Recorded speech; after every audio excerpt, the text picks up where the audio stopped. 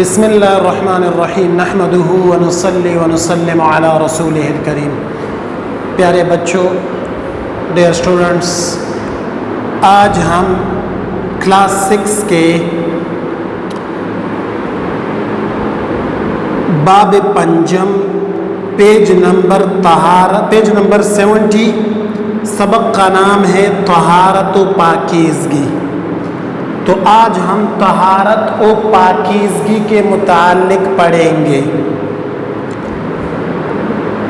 سب سے پہلے ہم یہ پڑھیں گے کہ طہارت کی معنی کیا ہے، طہارت کسے کہتے ہیں۔ پھر ہم پڑھیں گے طہارت کی اہمیت کیا ہے، یعنی اسلام میں طہارت کو کتنا اہم قرار دیا گیا ہے۔ پھر نبی کریم صلی اللہ علیہ وسلم کا طریقہ کیا تھا طہارت کے بارے میں، اور پھر اس کے بعد پڑھیں گے کہ طہارت کی کتنے اقسام ہیں، اس کی قسمیں کتنے ہیں، اور پھر ہم اس کے بعد پڑھیں گے کہ طہارت سے ہمیں کیا فائدے ملیں گے۔ تو سب سے پہلے بات یہ ہے کہ طہارت کا مفہوم، یعنی طہارت کسے کہتے ہیں؟ طہارت کہتے ہیں پاک صاف ہونا۔ تو کتاب والے صاحب فرما رہے ہیں کہ طہارت عربی زبان کا لفظ ہے، یہ طہور سے نکلا ہے، جس کا معنی ہے پاک صاف ہونا۔ شریعت کی اصطلاح میں، یعنی شریعت کی زبان میں، شریعت کی لینگویج میں، طہارت کا لفظ انسان کی جسمانی اور باطنی پاکیزگی کے لیے بولا جاتا ہے۔ جسمانی جو اعضاء نظر آتے ہیں، مثلا چہرہ، ہاتھ، سر کے بال، اب یہ ظاہری صفائی ہے۔ اور باطنی پاکیزگی، باطنی کہتے ہیں کہ انسان تکبر سے پاک ہو جائے، شرک سے پاک ہو جائے، حسد اور بغض اور کینے سے پاک ہو جائے، تکبر سے پاک ہو جائے، اس کو باطنی کہتے ہیں۔ تو شریعت کی اصطلاح میں طہارت کا لفظ انسان کی جسمانی اور باطنی پاکیزگی کے لیے بولا جاتا ہے۔ اب دوسرے پیراگراف میں صاحب کتاب فرما رہے ہیں طہارت کی اہمیت۔ اہمیت کہتے ہیں یعنی یہ جو صفائی ہے، یہ جو طہارت ہے، یہ کتنا اہم ہے، اس کی اہمیت کتنی ہے، اہمیت کتنا اہم ہے، امپورٹنس۔ طہارت کی اہمیت، انسان فطری طور پر صفائی پسند اور گندگی سے نفرت کرنے والا ہے۔ یہ انسان کی فطرت میں یہ بات ہے کہ یہ صفائی کو پسند کرتا ہے اور گندگی سے نفرت کرتا ہے۔ صفائی اور پاکیزگی انسان کے مہذب اور شائستہ ہونے کی نشانی ہے۔ دنیا کے ہر مذہب نے صفائی پر زور دیا ہے، مگر اسلام نے طہارت و پاکیزگی کو ایک وسیع مفہوم دیا ہے اور اسے ایمان کا حصہ قرار دے دیا ہے۔ چنانچہ نبی کریم صلی اللہ علیہ وسلم کا ارشاد ہے، الطہور شطر الایمان، الطہور شطر الایمان، ترجمہ کہ طہارت ایمان کا حصہ ہے۔ اور آپ صلی اللہ علیہ وسلم پر جو دوسری وحی نازل ہوئی، اس میں اللہ نے طہارت و پاکیزگی اختیار کرنے کا حکم دیا، اور اللہ نے فرمایا وَثِيَابَكَ فَطَهِّرْ، اور اپنے کپڑے پاک رکھو، وَالرُّجْزَ فَاهْجُرْ، سورہ مدثر میں ہے، اور گندگی سے دور رہو۔ ایک مسلمان کی زندگی میں طہارت کی بہت زیادہ اہمیت ہے۔ اسے ہر نماز سے پہلے وضو کرنے کا حکم دیا گیا ہے کہ جب تم نماز کے لیے کھڑے ہو جاؤ تو سب سے پہلے اپنے آپ کو پاک کرو، طہارت حاصل کرو۔ اللہ تعالیٰ نے قرآن مجید میں فرمایا ہے، اعوذ باللہ من الشیطان الرجیم، یا ایہا الذین آمنوا اذا قمتم الى الصلاة فاغسلوا وجوہکم، اے ایمان والو جب تم نماز کے لیے اٹھو تو چاہیے کہ اپنے منہ اور ہاتھ کوہنیوں تک دھو لو۔ وَأَيْدِيَكُمْ إِلَى الْمَرَافِقِ وَامْسَحُوا بِرُؤُوسِكُمْ وَأَرْجُلَكُمْ إِلَى الْكَعْبَيْنِ، سروں پر ہاتھ پھیر لو، مسح کر لو اور ٹخنوں تک پاؤں دھو لو۔ اسی طرح قرآن مجید کے تلاوت سے پہلے بھی طہارت اختیار کرنے کا حکم دیا گیا ہے۔ اللہ تعالیٰ کا ارشاد ہے لا یمسہ الا المطہرون، ترجمہ اسے پاکیزہ لوگوں کے سوا اس قرآن کو کوئی نہیں چھو سکتا، ٹچ نہیں کر سکتا۔ قرآن کو ٹچ کرنے کے لیے شرط کیا رکھ دی کہ پاکیزگی حاصل کرو۔ تو صفائی اور پاکیزگی اور طہارت اس کی اتنی اہمیت ہے کہ جب یہ نہیں ہوگی تو آپ قرآن کو ٹچ نہیں کر سکتی، آپ نماز نہیں پڑھ سکتے۔ ہر عبادت کے لیے یہ وضو لازم کر دیا گیا کہ پہلے صفائی حاصل کرو، طہارت حاصل کرو، پھر عبادت کرو۔ اب آگے فرما رہے ہیں کہ نبی کریم صلی اللہ علیہ وسلم کا اسوہ حسنہ، نبی علیہ السلام کا بہترین طریقہ کیا تھا، اس کے بارے میں آپ صلی اللہ علیہ وسلم کے ہدایات کیا تھے طہارت کے بارے میں۔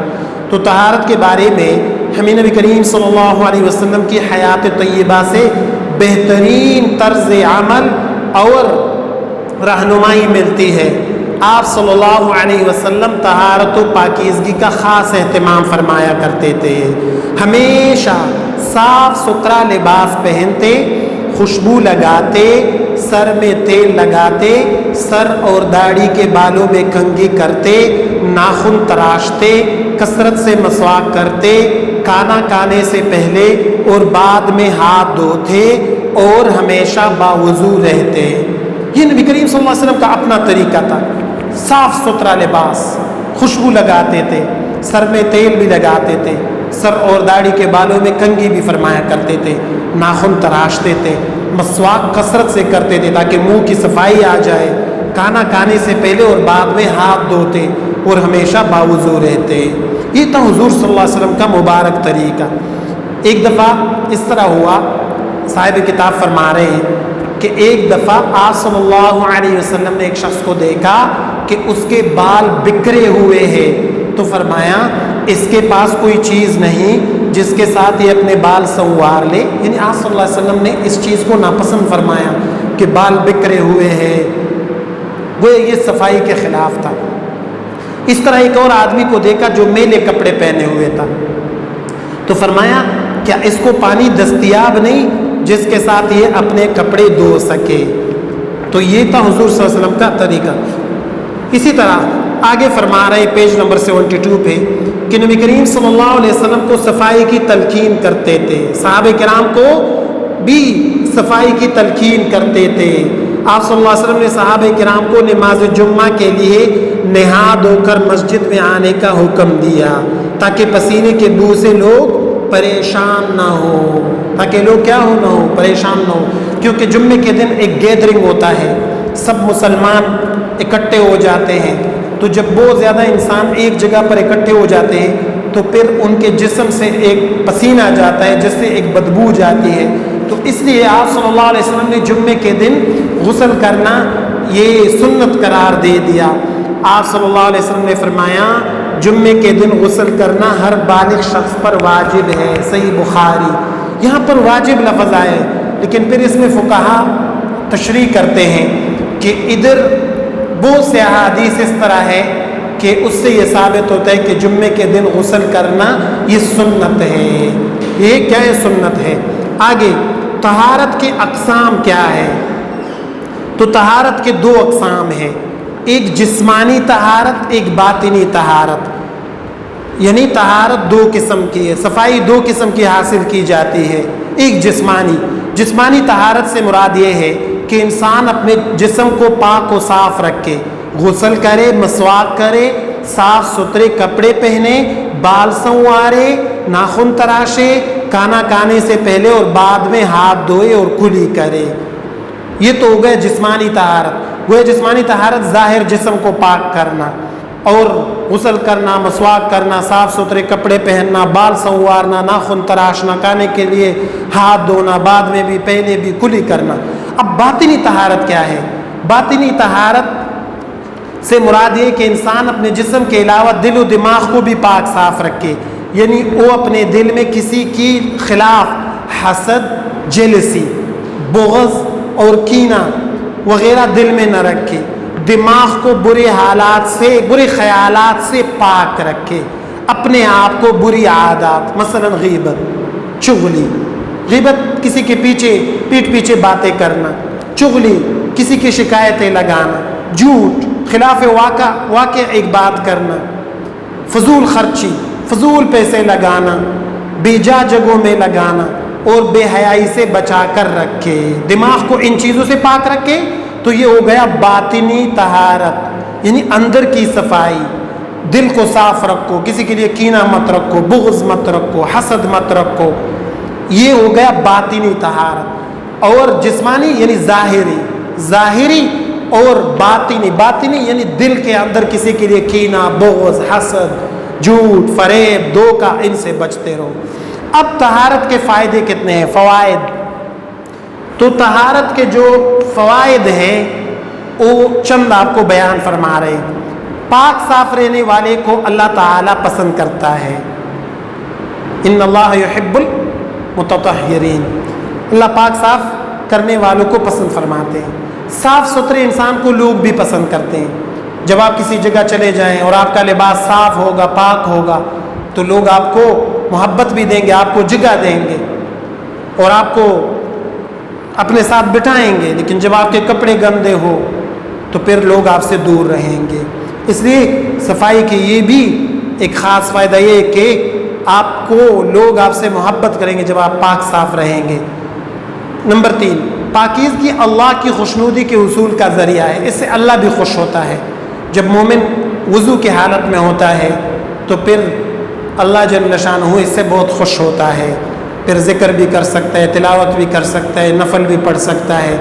اور حدیث میں آتا ہے الوضوء سلاح المؤمن، کہ وضو مومن کا اسلحہ ہے، کہ مومن کے پاس جب وضو ہوگا تو شیطان اس سے دور بھاگتا ہے جب مومن باوضو رہتا ہے۔ نمبر 4، پاک صاف رہنے سے انسان بیماریوں سے بچا رہتا ہے، پھر بیماری بھی حملہ نہیں کرتی جب انسان پاک صاف ہو۔ اور نمبر 5، وضو کے ذریعے سے طہارت اختیار کرنے والوں کے چہرے اور ہاتھ پاؤں قیامت کے دن روشن ہوں گے، یعنی جو شخص وضو کی حالت میں ہوگا اور پاک کی صفائی کا اہتمام کرے گا، قیامت کے دن ان کے چہرے روشن ہوں گے۔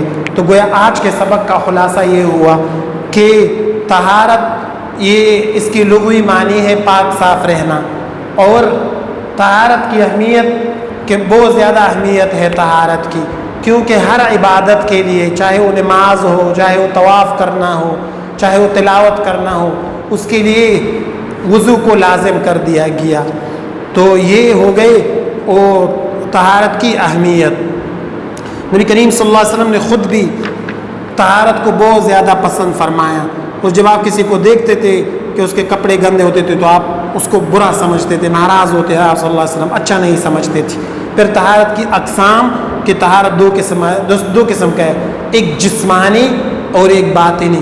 جسمانی کا مطلب یہ ہے کہ چہرہ اور ہاتھ اور جو ظاہر جسم ہے، مثلا کلی کرنا اور مسواک کرنا، بال سنوارنا، ناخن تراشنا، یہ سب جسمانی طہارت میں آتا ہے جو نظر آتا ہے۔